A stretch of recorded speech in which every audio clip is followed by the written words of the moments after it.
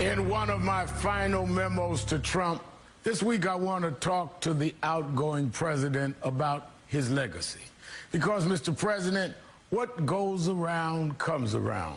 You spent 4 years trying to undo all the work that President Obama did in 8. And now your own successor is going to do the same to you, starting with your disastrous immigration policies. You didn't bother to pass your agenda through Congress, preferring instead to act as a tyrant king, issuing executive orders from on high.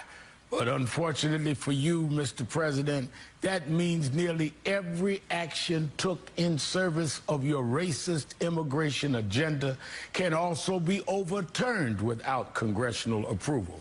So let's talk about some of your worst offenses that can and will be undone with a single stroke of the President-elect Biden's pen. The President-elect has promised to reverse your ridiculous Muslim ban as one of his first actions in office. Of course, because of your catastrophic failure to control the coronavirus pandemic, this will be mostly symbolic at first, since essentially all international travel has had to pause to slow the spread of the disease. Relatedly, Biden can unilaterally undo all the roadblocks you and your racist cronies have put in place to slow legal immigration, while each year of your administration has tightened the cap on refugee arrivals. Expect that policy to be immediately reversed as soon as you vacate the Oval Office. And say goodbye to your 2017 action to eliminate the DACA program. Biden has promised to reinstate protections for more than 650,000 dreamers, the young adults who were brought to this country by their parents as children. Finally, let's talk about perhaps your most cruel and infamous immigration initiative, the zero-tolerance policy that led you to separate thousands of children, some babies in their mother's arms, from their families at the border. Years later, more than 500 of those kids are still separated from their parents.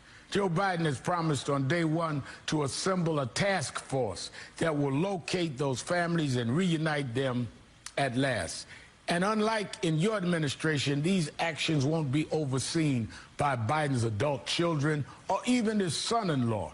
No, President-elect Biden has indicated he will nominate qualified professionals to run important government agencies, including Alejandro Mayorkas, the first Latino to be Secretary of Homeland Security, which oversees immigration enforcement. So, Mr. President, get ready for life after the White House. You're in for a rude awakening, because no matter how much gold leaf you plaster all over your tacky residence at Mar-a-Lago, you will never be a king. Your opinions and orders no longer matter anymore, and the world will no longer care what deranged and racist nonsense you decide to spew. Indeed, I look forward to completely ignoring you, unless you and your lackeys end up in court to be prosecuted for some of the outrageous activities you enabled during your political career. For that, I might even follow you on Twitter. We'll be right back.